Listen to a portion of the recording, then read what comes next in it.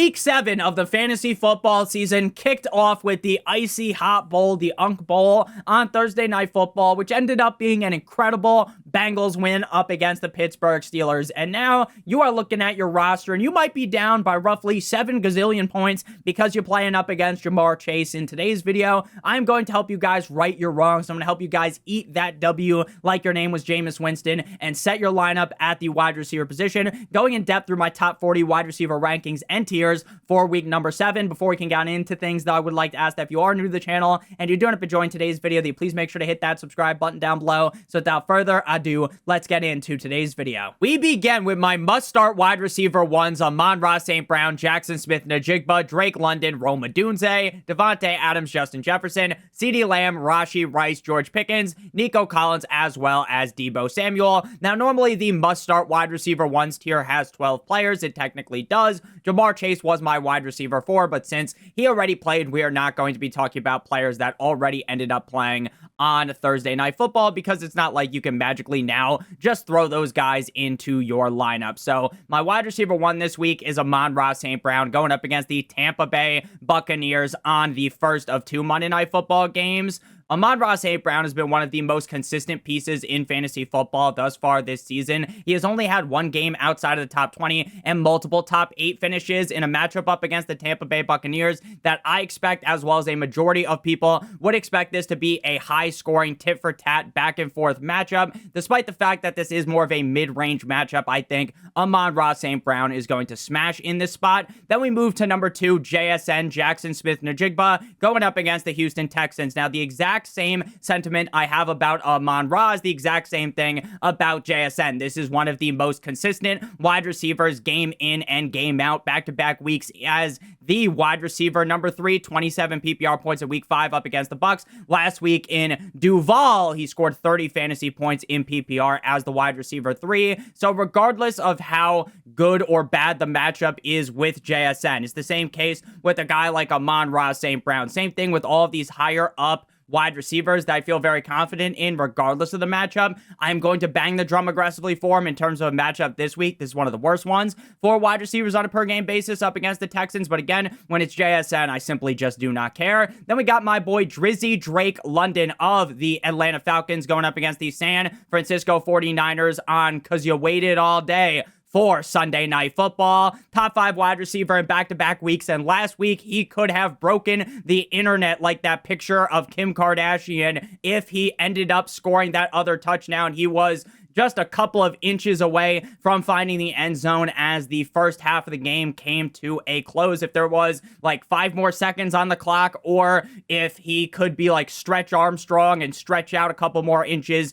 then he would have scored an additional touchdown. This guy has seen 10 plus targets in 3 of 5 games. Him and Michael Penix seem to be just on the exact same page every single game. And with this matchup being one of the mid-range matchups at the wide receiver position, I feel very good about Drake London to stay in the heat here and have a big game. Then we move to Rome Odunze of the Chicago Bears going up against the New Orleans Saints. Now, Rome Odunze was the if man last week. Shout out to Justin Herbert, the pervert.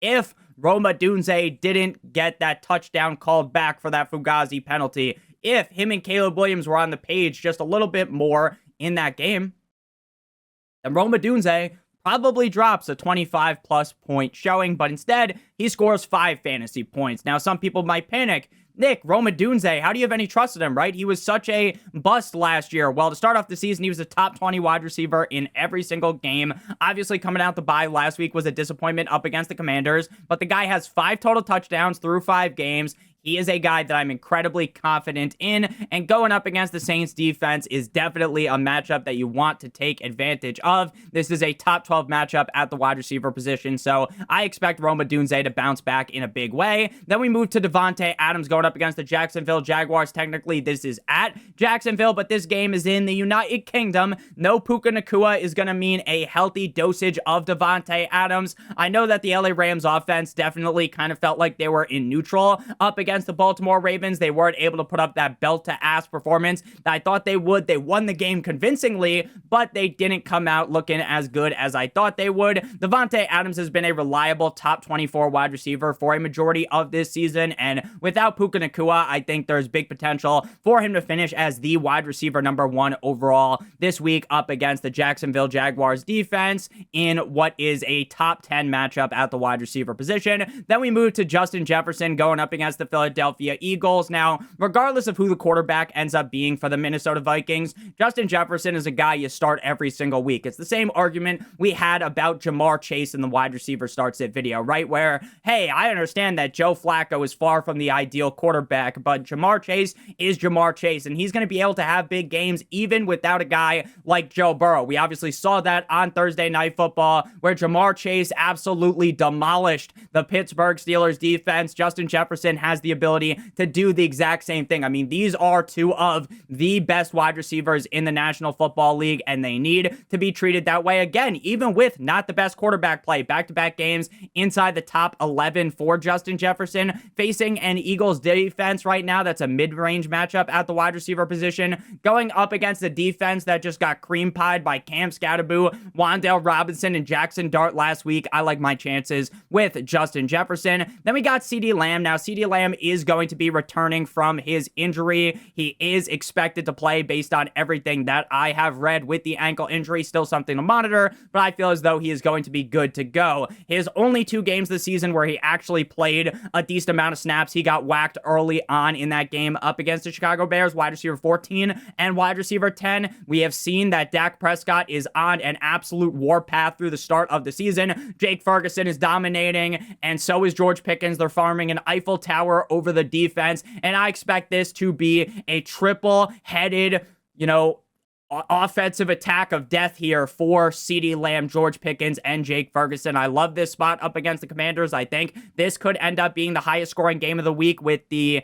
12th best matchup for wide receivers on a per game basis. I am feeling real nicey about CeeDee Lamb in his return game, and it's not like you were going to sit CeeDee Lamb regardless of who they were playing against. Then we move to Rashee Rice coming back, going up against the Las Vegas Raiders at home in Kansas City. Now, when Rashee Rice was healthy for the start of last season, before he ended up getting his knee hit-sticked by his own teammate Patrick Mahomes, Ray Lewis, Madden 2002 style, I expect Rashee Rice to start cooking right off the rip. Now, obviously, there are some worries that, hey, he has not practiced for 6 weeks of the season.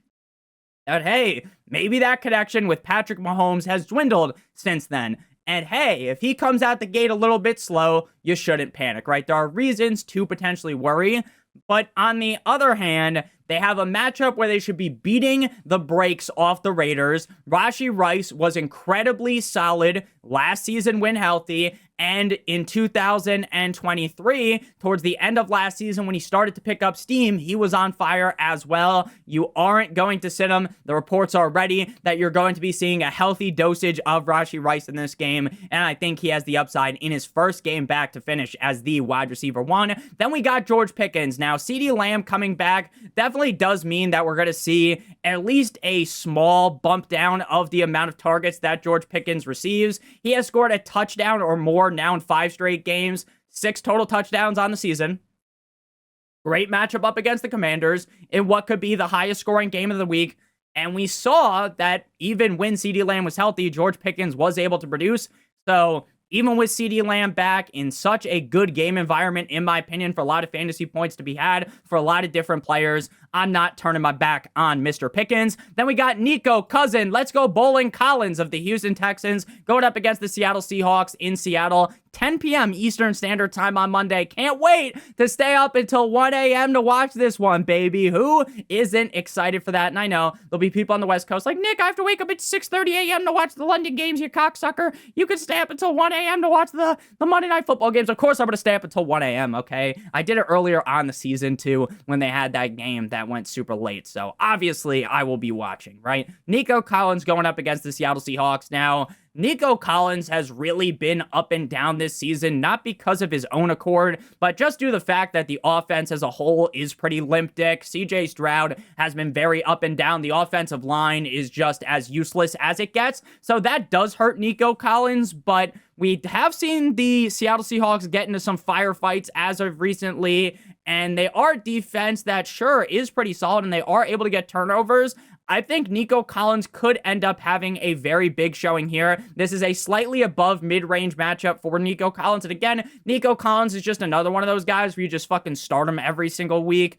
And even if you're a little bit scared of the matchup, even if you're a little scared of how he's performed, you know deep down Nico Collins has the ability to just score 30 points in any given game. His best game was back in week 3 up against the Jaguars, where he was the wide receiver 6. Final guy in this tier is going to be Deebo Samuel of the Left Hands Up. Who are we? The Commanders going up against the Dallas Cowboys in Jerry's world. Now, he says that we'll see on his status for Sunday. We'll just have to see. When asked about playing on Sunday, Terry McLaurin is out, so I would have to think Deebo's going to be in there. Deebo's been banged up kind of for a while, and he just keeps playing, so I would expect that he does suit up. That would make him the wide receiver 1 on the team.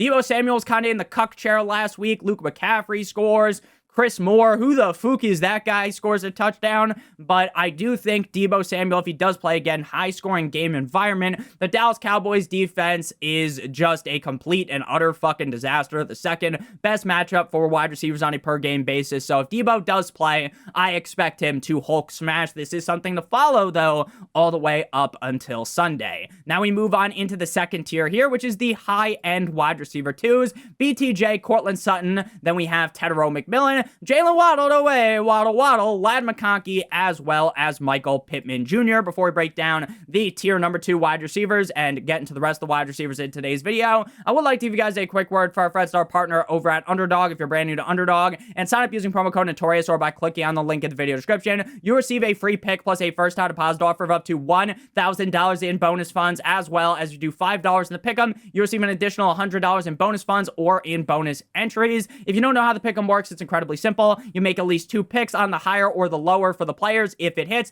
you get paid. If you do multiple other picks, then the payout will be higher, but all of the picks need to hit. Make sure you guys do check that out, promo code Notorious, or by clicking on the link in the video description. Now, BTJ is back after last week up against the Seattle Seahawks. I know it has been doom and gloom for BTJ as through the first 3 weeks of the season, this guy basically pulled his pants down and took a dump on your chest. Week 4, week 5, sure, those weren't big games either, but it seemed like him and Trevor Lawrence were on the same page. And last week, the connection finally flourished. The connection finally percolated. Wide receiver 7, 8 receptions on 10 targets for 90 yards and a touchdown. Now, the fact that this game is in the United Kingdom scares me. Why does it scare me? Because these games in the other countries sometimes end up being boring, being low scoring. And I do have that same worry about Devontae Adams.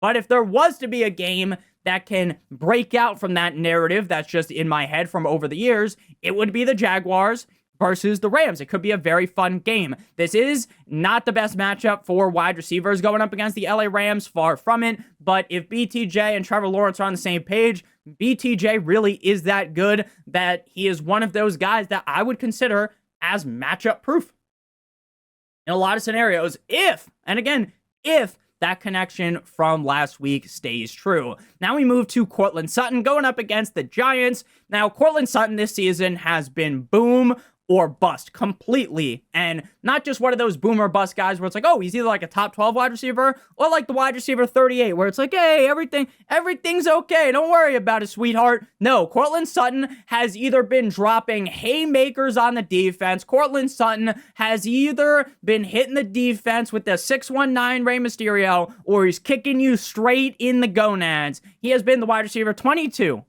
That's a lie. The wide receiver 12. I don't know how to read. The wide receiver 12. Shout out to Tom Brady. Then the wide receiver 111. wide receiver 3, wide receiver 13, wide receiver 16, and last week in London, wide receiver 89, right? Boom or bust to a T.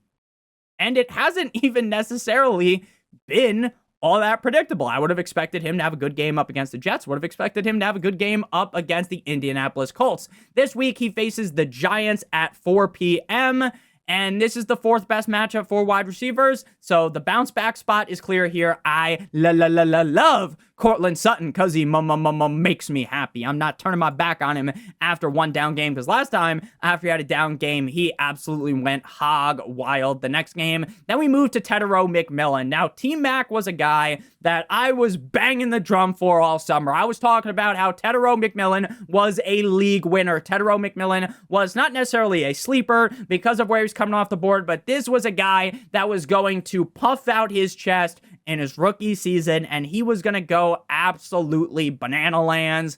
And last week, we finally saw him come alive. Now, he only had 5 targets, 3 receptions, 29 receiving yards, and 2 touchdowns. So people might say, Nick, 5 targets, 3 receptions, 29 receiving yards. That is not good. That is not reliable. Well, if you're looking at just a 1-game sample size, I would agree.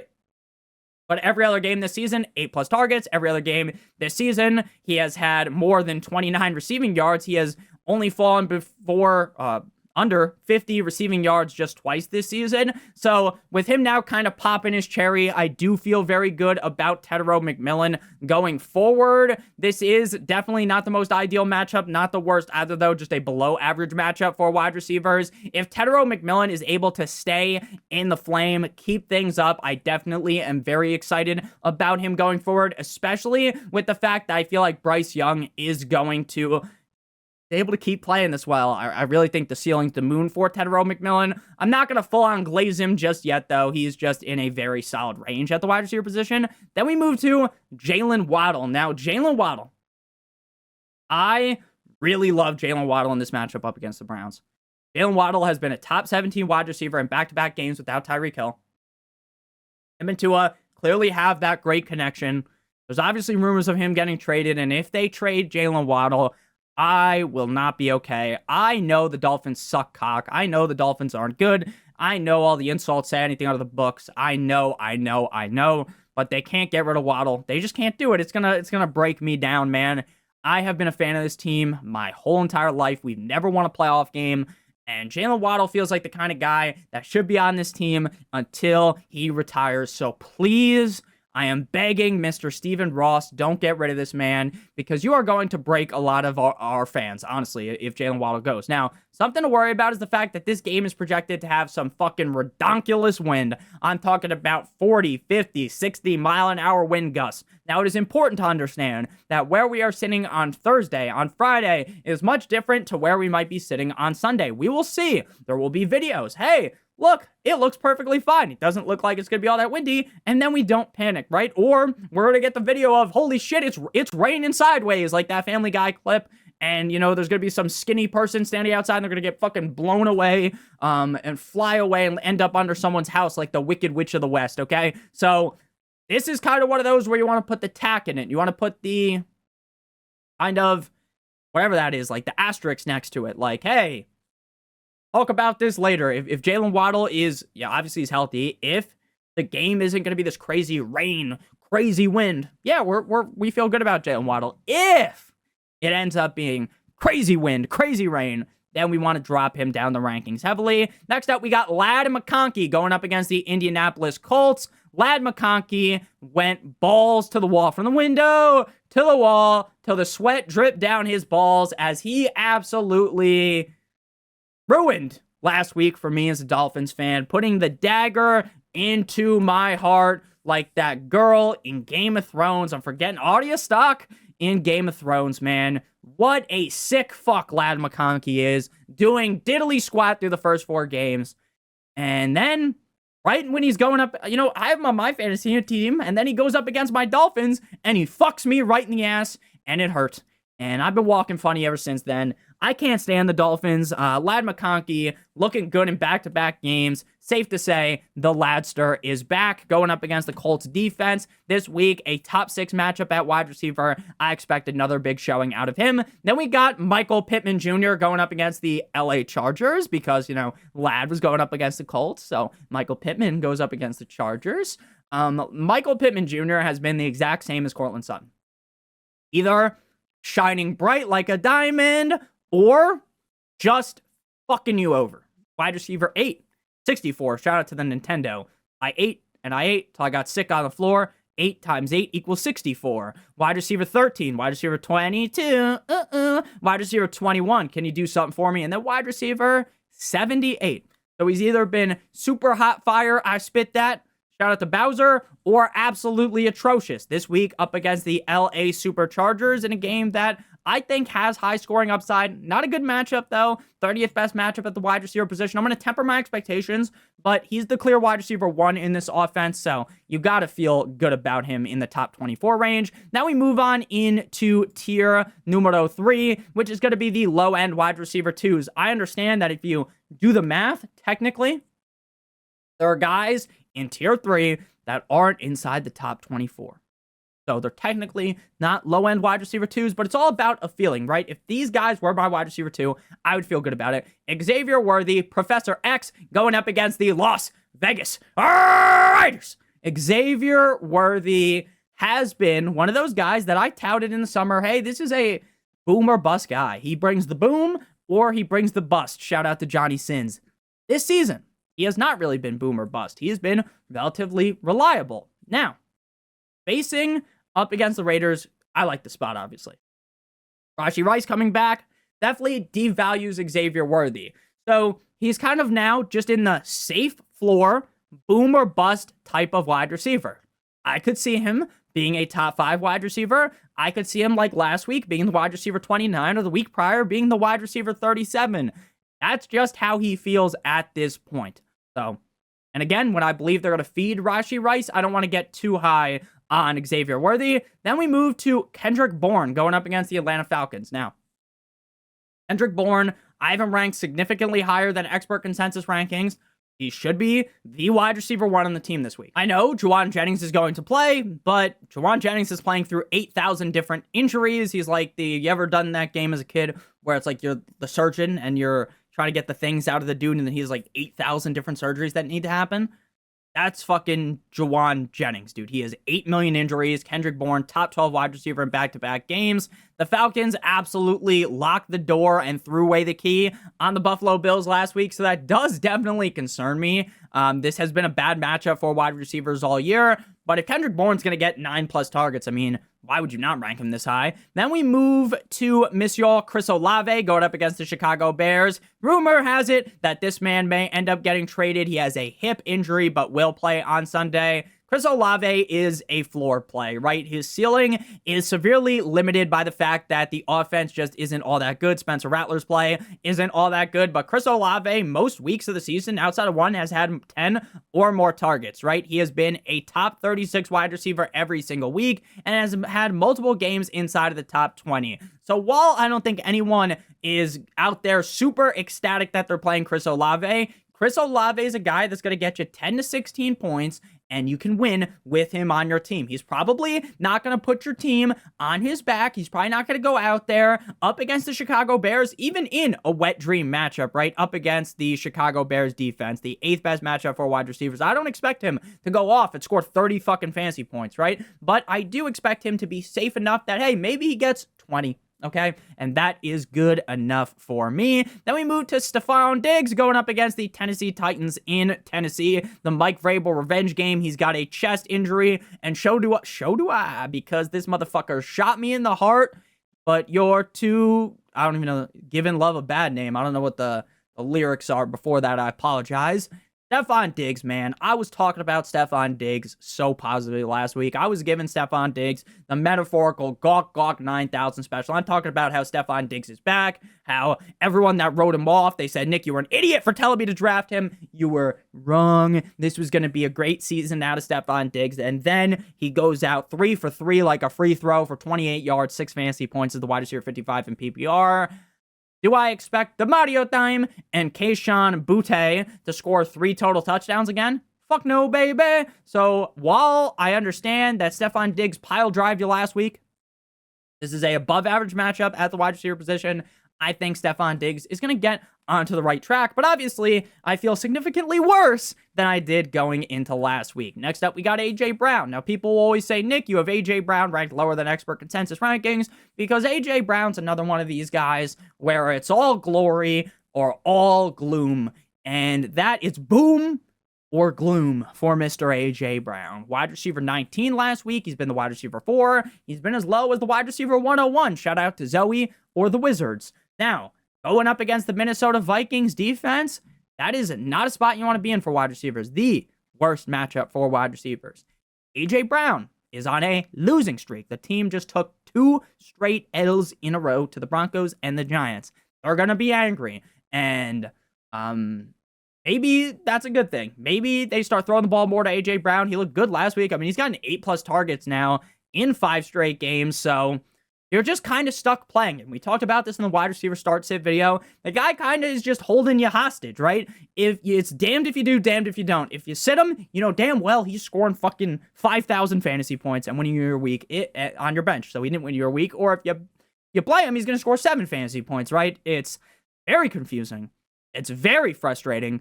And that's why I told you guys not to draft him in the summer. Now we move to Keenan Allen of the LA Superchargers going up against the Indianapolis Colts. Now, right now, the thought process for me on Quentin Johnston is that he will play.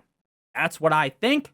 The most recent report from Thursday is that he was upgraded to be a full participant in practice on Thursday with the hamstring injury. So I expect him to play. If you were like Nick, I would rather play Quentin Johnston over Keenan Allen. I'd rather play Quentin Johnston over Ladd McConkey. Go right ahead and say that Keenan Allen he was on a tear early on in the season, right? He was just looking like, wow, Nick, you're a genius. I can't believe you told everyone to draft him in one of your last picks. You're so smart, Nick. How do you know all these things? How do you know the fucking future? To the last 3 weeks being like just not good, right? Wide receiver 43, 40, and 50. Now, if you've played him over those 3 games, like he hasn't completely been terrible. But far from what we saw to start off the season with 17+ points in 3 straight games and a touchdown in all of those 3 games.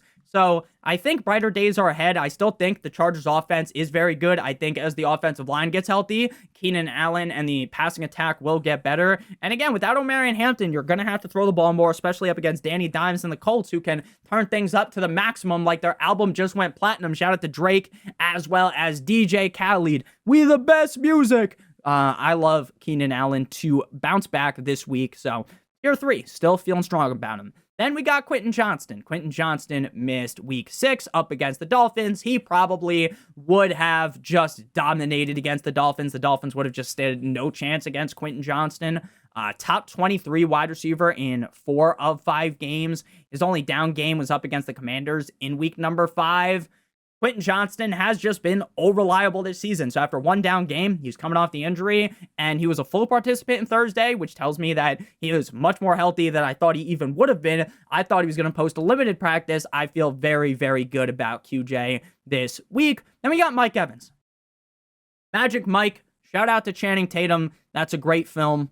Watched it a million times. Wink, wink, wink. Probably seen it like 3 times, though. Mike Evans has his scheduled day off from practice on Friday.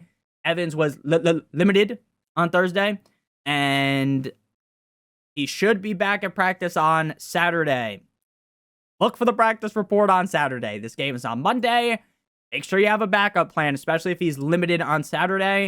If he plays, you're obviously going to play him with Noah Meke Egbuka up against the Lions in a game that, another one of those games where you could see it being the highest scoring game of the week, where you could see it being off the chain, 5th best matchup for the wide receiver position. So we got to rank Mike Evans this high. Now, the fact that he hasn't been fully healthy in practice scares me.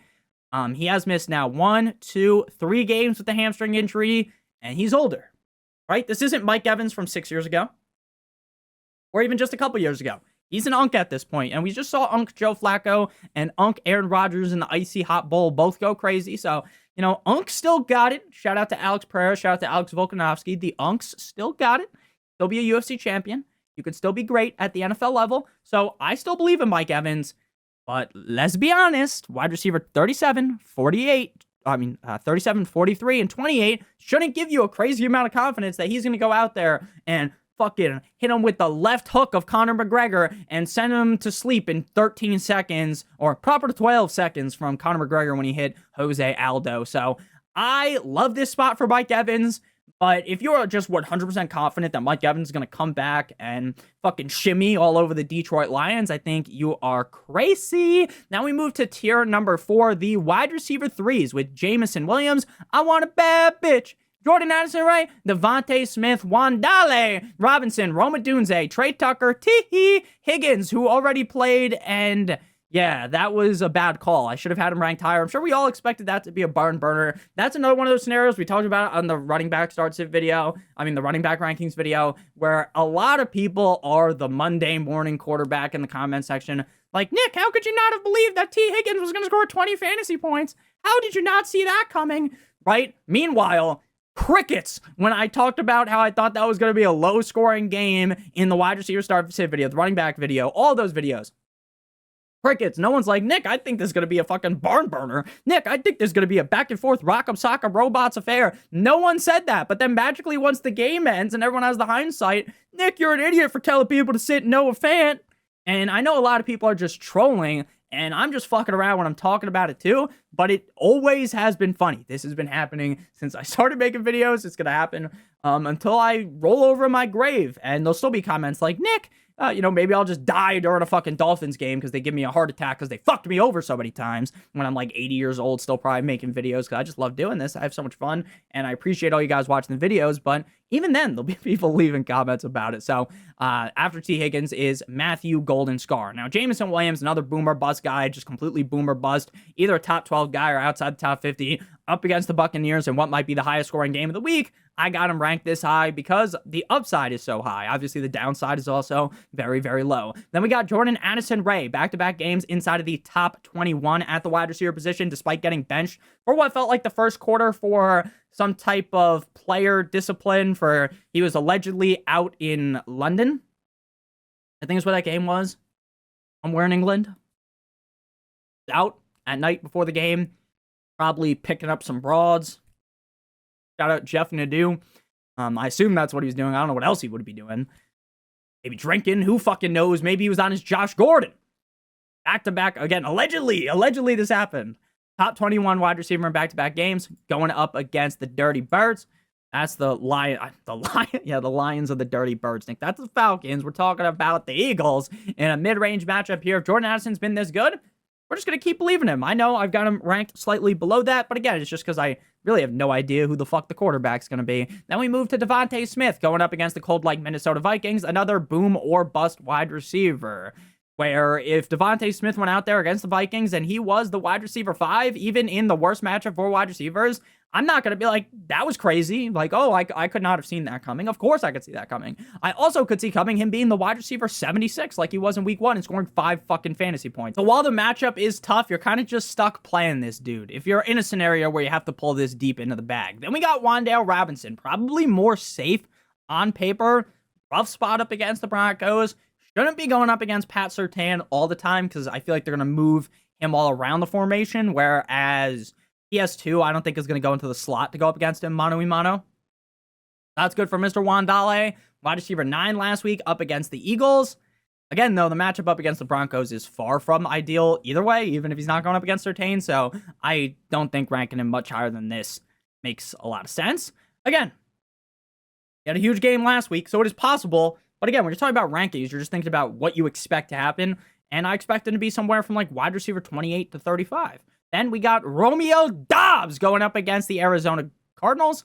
Back-to-back games inside the top 30. He scored 3 fucking touchdowns up against the Dallas Cowboys in week number 4. Likely not going to be doing that again. 8 targets, though, in back-to-back games. Facing up against the Arizona Cardinals this week. Slightly below average matchup. I expect the Packers to show up in this game. I expect the Packers to look good.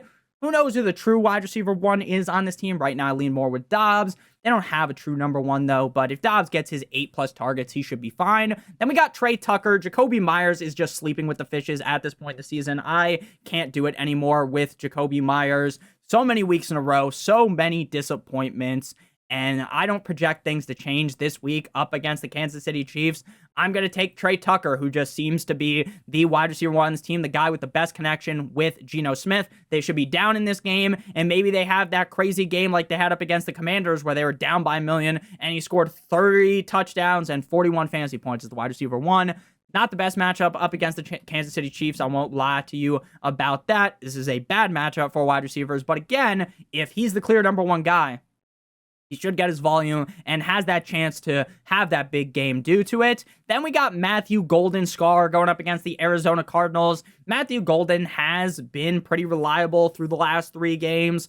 I still kind of scoff at the fact that he's going to become the number 1 wide receiver at this point.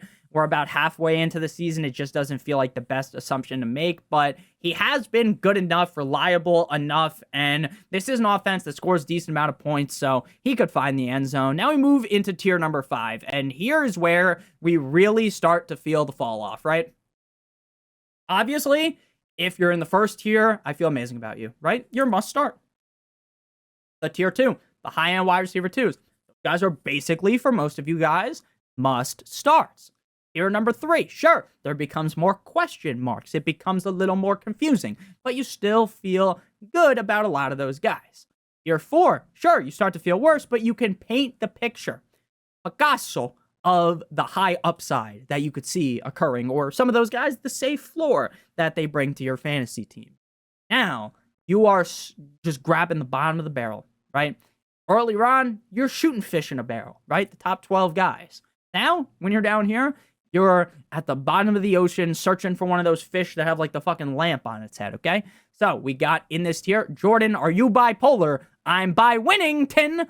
Jordan Winnington, Rashid Shaheed, Alec Eilmanor, Tez Johnson, General Sterling Shepard, and Wiki DJ Moore. Jordan Whittington seems like, in my opinion, the replacement for Puka Nacua in this offense. I think Tutu Atwell could easily have a great game as well, so I'm not going to sit here and pretend that Jordan Whittington is the clear number 2 option behind Devontae Adams, but I think he will be, and I think he would be the most likely of those 2 to have the better game. Then we got Rashid Shaheed, just a strictly upside play. Great matchup against the Bears defense. We've seen him percolate, have those big games.